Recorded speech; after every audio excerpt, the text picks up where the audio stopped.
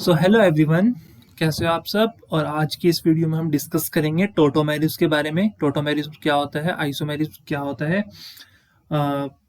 पिछली लास्ट की कुछ वीडियोस में हमने डिस्कस किया था chain isomerism, position isomerism, functional isomerism. तो उसी सीरीज को हम कंटिन्यू करते हुए अपना आज का जो आइसोमेरिज्म है उसको डिस्कस करेंगे, जो कि है टोटो आइसोमेरिज्म। अब देखो टोटो आइसोमेरिज्म क्या होता है। तो ये आइसोमेरिज्म कब अराइज होता है, जब कोई प्रोटॉन जो है वो एक एटम से दूसरे एटम पे ट्रांसफर होता है। उस केस में हमें जो आइसोमर मिलता है उसको हम बोलते हैं they are tautomers of each other and the phenomena is known as tautomerism. अब इसको हम डिटेल में समझते हैं कि कैसे कोई प्रोटॉन जो है वो एक एटम से अदर एटम पे ट्रांसफर होता है और एक आइसोमेरिज्म की फॉर्मेशन करता है, एक आइसोमर की फॉर्मेशन करता है। तो इसमें हम बेसिकली दो एग्जांपल के थ्रू समझेंगे। एक हम एल्डिहाइड का एग्जांपल लेंगे और एक हम कीटोन का एग्जांपल लेंगे। So let's get start with aldehyde. तो हम एल्डिहाइड से स्टार्ट करते हैं, ठीक है। एल्डिहाइड का एग्जांपल लेते हैं और उससे हम स्टार्ट करते हैं। चलिए, एक क्वेश्चन हमने ले लिया है, जैसे ये है CH3 bond C double bond O bond H। तो ये हमारा एसिटल्डिहाइड है। ये हमारा क्या कहलाता है, एसिटल्डिहाइड कहलाता है। इसका नाम क्या हो जाएगा, कॉमन नेम एसिटल्डिहाइड। अगर आपने कॉमन नेम की वीडियो अभी तक नहीं देखी है तो हमने अपने चैनल पे एक कॉमन नेमिंग करके एक वीडियो बनाई है, जिसमें हमने बताया कि हम कैसे भी किसी ऑर्गेनिक कंपाउंड के कॉमन नेमिंग के थ्रू नॉमेनक्लेचर करते हैं। तो जो एसिटल्डिहाइड नेम है ये कॉमन नेमिंग के थ्रू ही हमने किया है। तो एसिटल्डिहाइड से हम सीखेंगे कि कैसे इसका टोटोमर हम बनाएंगे। तो देखो, हमेशा ध्यान रखना है कि जो फंक्शनल ग्रुप होता है ना, उसके जस्ट बगल वाला कार्बन क्या होता है, अल्फा कार्बन होता है। फंक्शनल ग्रुप के ठीक बगल वाला कार्बन जो होता है वो अल्फा कार्बन होता है। और उस अल्फा कार्बन से जो हाइड्रोजन अटैच्ड होते हैं उसको हम बोलते हैं अल्फा हाइड्रोजन। ठीक है, एक बार फिर से हम बोलते हैं कि जो फंक्शनल ग्रुप है ना, ठीक है, ये जो CHO है ये फंक्शनल ग्रुप है। इसके बगल वाला कार्बन क्या होता है, अल्फा कार्बन होता है। और उस अल्फा कार्बन से जो हाइड्रोजन अटैच्ड होते हैं उसको हम बोलते हैं अल्फा हाइड्रोजन। तो इस C से 3 हाइड्रोजन अटैच्ड हैं, CHH। तो ये तीनों क्या कहलाएंगे, अल्फा हाइड्रोजन कहलाएंगे हमारे, ठीक है। क्योंकि सारी कहानी अल्फा हाइड्रोजन पे ही डिपेंड करती है। तो देखो गाइस, अब क्या होगा, अब होगा क्या कि इस अल्फा हाइड्रोजन में हमें पता है 2 इलेक्ट्रॉन है, एक इलेक्ट्रॉन ये है, एक इलेक्ट्रॉन ये है। तो यहां से क्या होता है, प्रोटॉन ट्रांसफर होता है, ठीक है। अब यहां से प्रोटॉन अगर ट्रांसफर होगा, H+ अगर ट्रांसफर होगा, तो ये अपना इलेक्ट्रॉन कार्बन को ही देके जाएगा, ठीक है। ये ध्यान रखना है कि कार्बन को अपना इलेक्ट्रॉन देके जा रहा है H+। अब ये कहां जाएगा H+। तो इस फंक्शनल ग्रुप को ध्यान से देखो। इस फंक्शनल ग्रुप में क्या है, bond C double bond O। तो oxygen is more electronegative than carbon. तो ये डबल बॉन्ड ऑक्सीजन की तरफ शिफ्ट करती है। और जैसे ही ये डबल बॉन्ड ऑक्सीजन की तरफ शिफ्ट करेगी, ऑक्सीजन पे नेगेटिव चार्ज आ जाता है और इस वाले कार्बन पे आ जाता है पॉजिटिव चार्ज, ठीक है। अब ये जो H+ यहाँ से निकलेगा ये सीधे किस पे जाता है, इस नेगेटिव पे जाएगा अटैक करने। क्योंकि ये हाइड्रोजन को ऑक्सीजन जो है नेगेटिव O नेगेटिव लालच दे देगा कि तू मेरे पास आजा, कार्बन को छोड़। तो हाइड्रोजन क्या करेगा, अपना इलेक्ट्रॉन भी कार्बन को दे देगा और किसके साथ बॉन्ड बनाने निकल पड़ेगा, ऑक्सीजन के साथ बॉन्ड बनाने।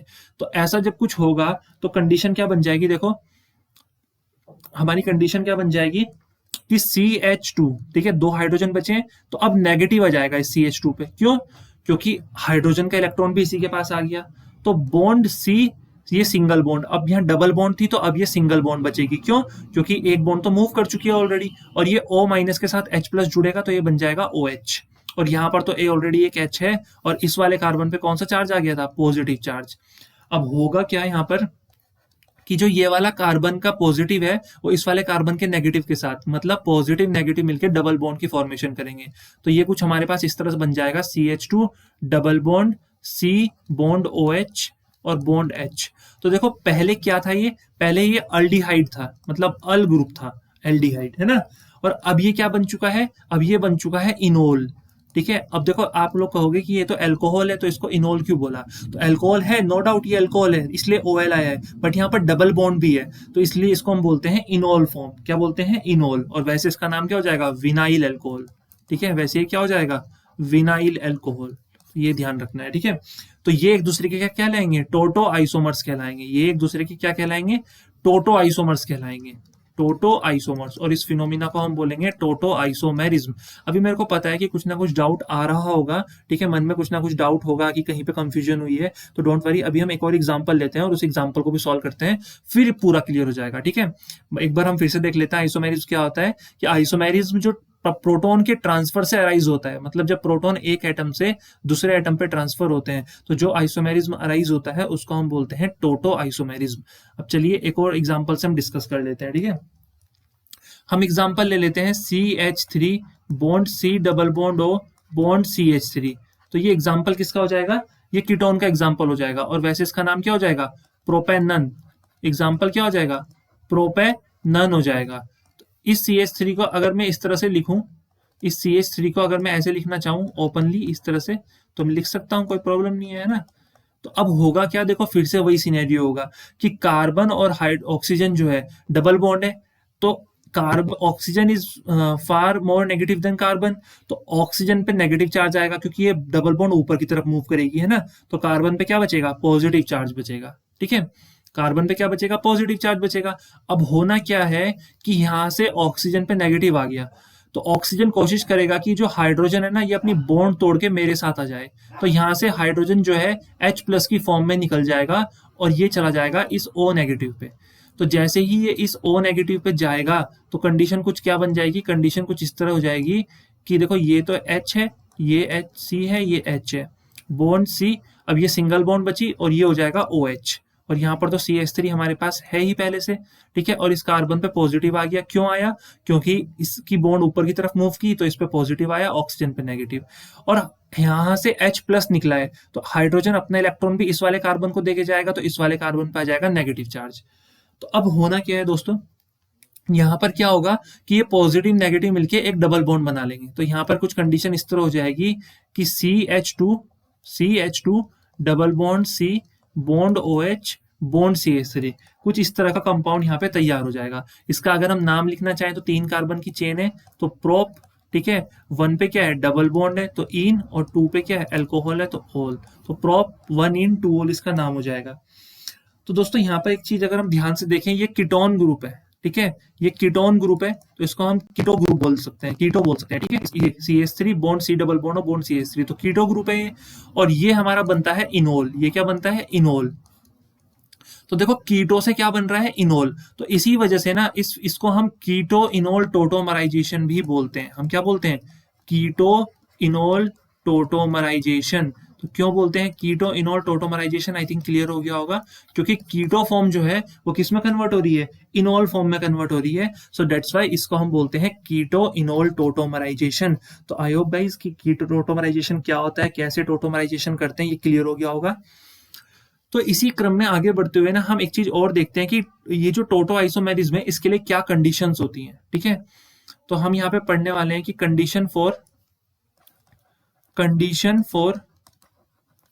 कीटो इनोल टोटोमराइजेशन, किस कंडीशन में कोई भी कंपाउंड ये टोटोमराइजेशन शो करेगा, ठीक है। कैसे करेगा ये तो हमने देख लिया है, अब कब करेगा, ठीक है, क्या कंडीशन होगी उसके लिए, इसके बारे में भी थोड़ा सा हम जान लेते हैं, क्योंकि अधूरी जानकारी जो होती है वो खतरनाक होती है, तो पूरी जानकारी हम लेते हैं।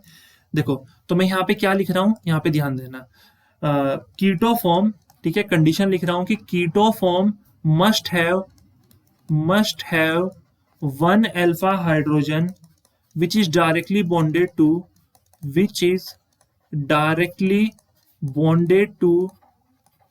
sp3 hybridized carbon atom, sp3 hybridised carbon atom, ठीक है। अब देखो एग्जांपल से समझते हैं, जैसे एक एग्जांपल मैंने लिया है कि CH3 bond C double bond O bond CH3, तो देखो ये भी अल्फा कार्बन है और ये भी अल्फा कार्बन है, कोई भी एक हम ले लेते हैं अल्फा कार्बन, ठीक है, कोई भी एक अल्फा कार्बन हम ले लेते हैं और चेक करते हैं क्या उस अल्फा कार्बन में जो अल्फा हाइड्रोजन है वो किसी ऐसे कार्बन से बॉन्डेड है जो कि sp3 हाइब्रिडाइज्ड हो। तो चेक कर लेते हैं, ठीक है। चेक करने से पहले अगर मैं इस वाले को अल्फा कार्बन मान लूं तो मैं हाइड्रोजन को इस तरह ओपनली लिख सकता हूं, राइट।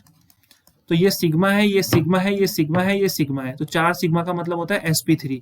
तो देखो ये जो अल्फा हाइड्रोजन है, कोई भी एक हाइड्रोजन ले लो तीनों में से, तो ये अल्फा हाइड्रोजन इस वाले कार्बन से डायरेक्टली बॉन्डेड है, और ये कौन सा कार्बन है, sp3 हाइब्रिडाइज्ड कार्बन है। इट मींस कि ये हमारी कंडीशन फॉलो हो रही है, ठीक है, ये कंडीशन हमारी फॉलो हो रही है, और इसके अकॉर्डिंग जो है ये जो ग्रुप है, ये जो कीटो ग्रुप है, ये कीटो इनॉल टोटोमराइजेशन करेगा, ठीक है। बट अगर ये कार्बन जो है ये sp2 हाइब्रिडाइज्ड होता है इन केस, तो उस केस में ये हाइब्रिडाइजेशन नहीं करता है, ठीक है। उस केस में ये कीटो इनॉल टोटोमराइजेशन नहीं करेगा, सॉरी, इस तरह। तो आई थिंक इतना क्लियर हो जाना चाहिए कि कीटो इनॉल टोटोमराइजेशन क्या कंडीशन होती है कीटो इनॉल टोटोमराइजेशन की। तो गाइस आई थिंक टोटोमराइजेशन आपको टॉपिक समझ में आ गया होगा, टोटोमराइजेशन क्या होता है, कैसे कोई कंपाउंड टोटो आइसोमेरिज्म शो करता है। ओके, सो अगर वीडियो अच्छी लगी तो please like, share and subscribe.